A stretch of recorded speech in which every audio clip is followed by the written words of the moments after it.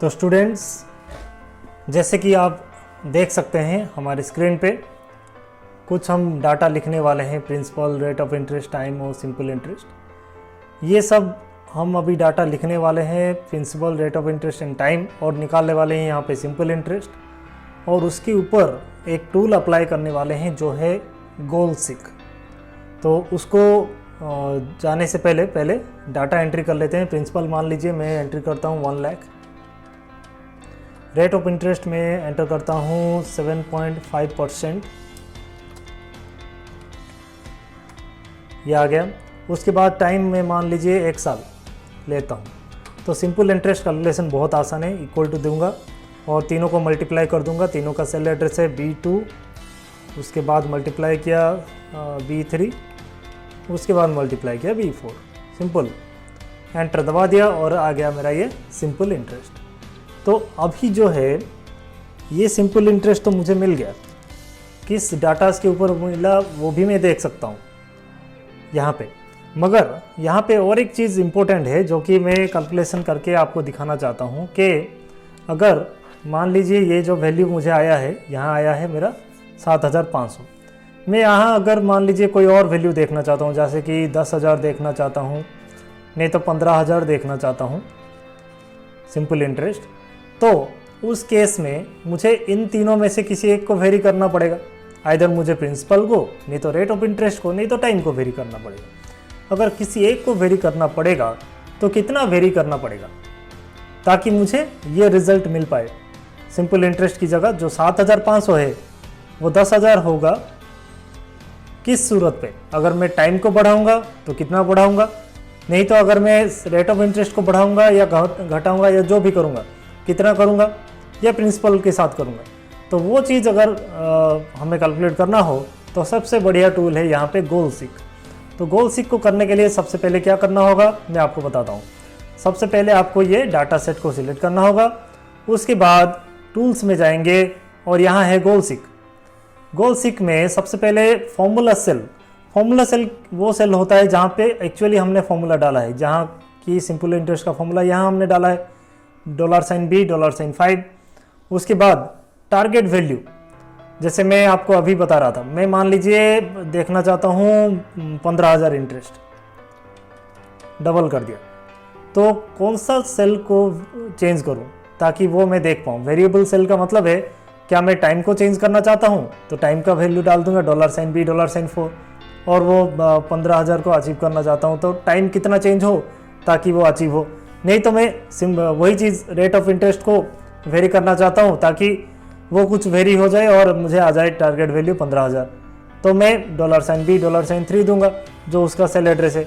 उसी की तरह मान लीजिए प्रिंसिपल को वेरी करना चाहता हूँ तो $B, $2 दूंगा। तो फिलहाल मैं आपको टाइम को वेरी करके दिखाता हूँ।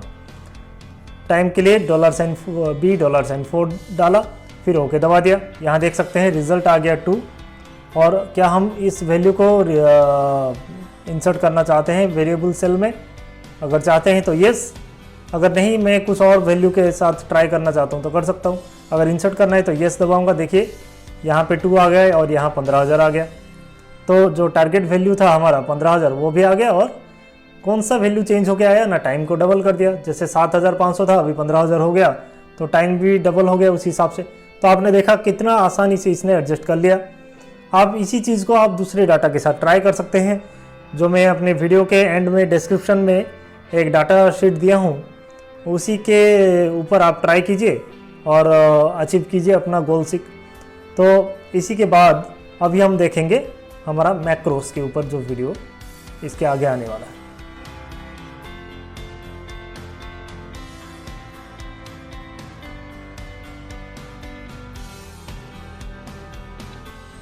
तो स्टूडेंट्स, अभी हम स्प्रेडशीट के ऊपर एक बहुत ही इम्पोर्टेंट टूल जो कि है मैक्रो, उसके बारे में पढ़ने वाले हैं। CBSE के जो सब्जेक्ट स्किल्स क्लास 10 के टेक्स्ट बुक में मैक्रो जो है माइक्रोसॉफ्ट एक्सेल में कैसे अप्लाई करें उसके बारे में दिया गया है। तो इसीलिए ये जो मैक्रो टूल को हम माइक्रोसॉफ्ट एक्सेल में ही करेंगे आज। तो माइक्रोसॉफ्ट एक्सेल में आप देखिए मैंने पहले से प्रिपेयर करके रखा हुआ है 2 शीट्स, सैम्पल शीट्स, शीट 1 और शीट 2, 2 सैम्पल शीट्स शीट 1 और शीट 2 को प्रिपेयर करके रखा है, जिसमें कि आइडेंटिकल डाटा से, जैसे num1 num2 यहाँ 2 डाटा है, नंबर 1 नंबर 2, यहाँ 2 नंबर्स शीट 2 में है और शीट 1 में भी 2 नंबर्स है। तो इन दोनों के ऊपर मैं एक ऑपरेशन शीट 1 में करने वाला हूँ और उसका रिकॉर्डिंग मैक्रो के जरिए मैं करने वाला हूँ। जो जो ऑपरेशंस मैं शीट 1 में करूँगा उसको एक मैक्रो के जरिए मैं रिकॉर्ड करूँगा और उसी रिकॉर्डिंग को मैं शीट 2 में लेके प्ले कर दूंगा, ताकि वही जो सेटिंग्स मैंने शीट 1 में किया है वो सब आ जाएगा शीट 2 में। तो मैक्रो को अप्लाई करने के लिए हमें सबसे पहले क्या करना होगा ना, सबसे पहले मुझे जिस शीट में अप्लाई करना है उस शीट में जाना होगा और व्यू मेन्यू में जाके मैक्रोस बोल के लास्ट में एक ऑप्शन आएगा, जिसको कि Alt F8 दबा के भी आप एक्टिवेट कर सकते हैं। और यहाँ पे क्लिक करूँगा और लूँगा यूज़ रिलेटिव रेफरेंसेस। ये रिलेटिव रेफरेंस क्या होता है ना, कौन से प्लेस से आप रिकॉर्डिंग शुरू करना चाहते हैं, अपना टास्क जो करना शुरू करना चाहते हैं कौन से प्लेस से करना चाहते हैं, आप वहाँ पे क्लिक करेंगे और रिलेटिव रेफरेंस को क्लिक करेंगे। तो मैं सेल A1 से शुरू करना चाहता हूँ, तो ये यूज रिलेटिव रेफरेंस वाला ऑप्शन मैं यहाँ पे क्लिक करूँगा अभी। और मैंने क्लिक करने के बाद मुझे जाना है यहाँ पे रिकॉर्ड मैक्रो ऑप्शन में। रिकॉर्ड मैक्रो ऑप्शन में जाऊँगा, यहाँ मैक्रो का नाम एक दे देता हूँ, कुछ डेमो बोल के एक दे देता हूँ मैक्रो का नाम। यहाँ भी एक शॉर्टकट दे दूँगा Ctrl+D, जिसको कि दबाने से ये मैक्रो कहीं भी मैं चला सकता हूँ। फिर ओके दबाया, फिर मैं अपना यहाँ टास्क करना शुरू करूँगा। जैसे कि मैं एक फॉर्मूला अप्लाई कर देता हूँ यहाँ पे = सम, जिससे कि इन दोनों का सम निकाल लूँगा। उसके बाद और एक यहाँ दोनों का मैं एवरेज निकाल लेता हूँ AVERAGE एवरेज, और यहाँ इन दोनों को सिलेक्ट कर लेता हूँ और ये आ गया इन दोनों का एवरेज। तो ये देखिए यहाँ पे मैं लेबलिंग भी कर देता हूँ सम और इसको दे देता हूँ नाम AVG। अब इन चारों का मैं यहाँ पे सिलेक्ट कर लेता हूँ और इनको एक सेल ग्रिड दे देता हूँ, जैसे टेबल बॉर्डर टाइप का दे दिया। अभी जो मैंने रिकॉर्ड किया मैं वही रिकॉर्डिंग अगर चाहूँ तो शीट 2 में चला सकता हूँ। उससे पहले मुझे रिकॉर्डिंग को ऑफ करना होगा, यहाँ पे जाके स्टॉप रिकॉर्डिंग करना होगा। रिकॉर्ड स्टॉप हो गया और उसी रिकॉर्डिंग को मैं अभी जाऊँगा और शीट 2 में अप्लाई करूँगा। शीट 2 में जाऊँगा, रिलेटिव रेफरेंस पहले लेना होगा उसी जगह पे जहाँ पे शीट 1 में लिया था, A1 सेल में यूज़ रिलेटिव रेफरेंस यहाँ पे क्लिक करूँगा। उसके बाद व्यू मैक्रोस में जाऊँगा और डेमो वाला मैक्रो क्लिक करके जैसे ही रन करूँगा, आप देखिएगा जो जो टास्क मैंने शीट 1 में किया था वो सारे यहाँ पे हो जाएंगे।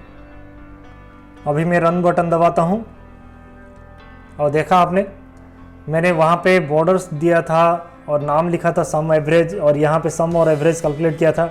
यहाँ भी वही चीज़ हुआ, इन दोनों का सम निकला, यहाँ 15 दिखाया और इन दोनों का एवरेज निकला 7.5 यहाँ दिखाया। तो आप अंदाज़ा लगा पा रहे होंगे कि मैक्रो कितना यूज़फुल है। जो जो टास्क मैंने वहाँ जैसे जैसे किया था, जो हमने शीट 1 में किया था और रिकॉर्ड किया था, वही रिकॉर्डिंग मैंने यहाँ ला के प्ले कर दिया। वही टास्क उन सारे सेल एड्रेस पे हो गया। This is the beauty about macro. इसको एक बड़े लेवल में कैसे हम यूज़ करेंगे उसका भी मैं एक आपको एग्जांपल दूंगा, और 2 मिनट बने रहिए मेरे साथ। यहाँ देखिए, ये है एक डाटा शीट मैंने पहले से प्रिपेयर करके रखा हुआ है। यहाँ देखिए कुछ बच्चों का नाम जो है यहाँ पे है, और उनके 5 सब्जेक्ट का जो 6 सब्जेक्ट्स का जो मार्क पीरियोडिक टेस्ट 1 में कैसा आया ये मैंने लिखा है यहाँ पे, पीरियोडिक टेस्ट 2 में कैसे आया यहाँ पे मैंने लिखा है, और पीरियोडिक टेस्ट 3 में कैसे आया यहाँ पे मैंने लिखा हुआ है। इनमें मैं कुछ डाटा चेंज भी कर दूँ तो बेहतर रहेगा। यहाँ मैं कुछ वैल्यूज़ चेंज कर देता हूँ रैंडमली, ऐसे ही मैं चेंज कर दे रहा हूँ कुछ वैल्यूज़ PT2 में और PT3 में, ताकि आपको डिफरेंस दिखा पाऊँ मैक्रो का रन होते ही कैसे दिखाई देता है। ठीक है, ये मैंने कुछ चेंजेस कर लिया PT1, PT2 और PT3 में, जो डाटा वैल्यूज़ में चेंजेस कर लिया। अभी मैं क्या करूँगा ना, PT1, PT2 और PT3 को ध्यान से देखिए, सेम बच्चों का नाम है, सेम सब्जेक्ट का लिस्ट है, राइट। सेम बच्चों का नाम है, सेम सब्जेक्ट का लिस्ट है हर सीट में। और मैं इन बच्चों को बोल भी देना चाहूँगा कि ये आपके ओरिजिनल मार्क्स नहीं है, मैंने लर्निंग पर्पज़ के लिए ये मार्क्स ऐसे ही डाले हुए हैं, रैंडम वैल्यू से आप देखा आपने, तो आपको इसके लेके कोई इश्यूज सोचने की ज़रूरत नहीं है। It is just for learning purpose. और क्या लर्निंग करने वाले हैं ना मैक्रो को कैसे रन करना है, मैक्रो को कैसे इफेक्टिवली, मैं PT1 में एक रिकॉर्ड करूँगा मैक्रो और उसको PT2 और PT3 में भी अप्लाई करूँगा और बहुत ही आसानी से मैं रिजल्ट निकाल लूँगा सारा। तो मैं क्या करूँगा अभी ना, PT1 में ये सेल में सबका सम निकालूंगा इस जगह पे, फिर यहाँ पे सबका एवरेज निकालूंगा और यहाँ सबका एवरेज निकालूंगा, और थर्ड में यहाँ पे मैं सबका मैक्सिमम मार्क निकालूंगा, और वही सारे ऑपरेशन मैं PT2 और PT3 में भी करके दिखाऊंगा। तो चलिए करते हैं। सबसे पहले मैक्रो शुरू करने के लिए मैं जैसे बताया था, व्यू मेन्यू में जाएंगे और यहाँ मैक्रो ऑप्शन में जाएंगे और यूज़ रिलेटिव रेफरेंस, ये ऑप्शन को क्लिक करूँगा। देखा आपने, यूज़ रिलेटिव रेफरेंस, मैंने H3 से शुरू किया और यहाँ पे फिर मैक्रो ऑप्शन में जाके रिकॉर्ड मैक्रो में जाऊँगा और यहाँ पे एक नाम दे देता हूँ मैक्रो का, मान लीजिए यहाँ देना चाहता हूँ मैं PT, पीरियोडिक टेस्ट के लिए कर रहा हूँ, और यहाँ शॉर्टकट भी दे दूँगा Ctrl+P, जिसको कि दबाने से ये मैक्रो वहाँ चल जाएगा। ओके, फिर यहाँ पे मैं क्या करूँगा ना, पहले इन तीनों को मैं एक बॉर्डर दे देता हूँ। होम मेन्यू में जाऊँगा, यहाँ बॉर्डर दे दिया। इसके बाद इनको नाम लेबलिंग कर देता हूँ सम, फिर यहाँ AVG, उसके बाद मैक्स। ओके, सम की जगह यहाँ लिख दूँ टोटल मार्क्स तो बेहतर रहेगा, टोटल मार्क्स। ठीक है, सेल को थोड़ा रिसाइज कर देता हूँ। उसके बाद यहाँ टोटल निकालूंगा इज इक्वल टू सम। उसके बाद फॉर्मूला डाल देंगे B4 से लेके G4 तक, फिर ब्रैकेट क्लोज, एंटर, और इन्हीं मार्क का मैं सारे बच्चों के लिए अप्लाई कर दूंगा। डबल क्लिक कर दिया, उसी तरह एवरेज निकाल लूँगा फटाफट, is equal to AVERAGE, bracket दे दिया, फिर वही cell range, bracket close, enter.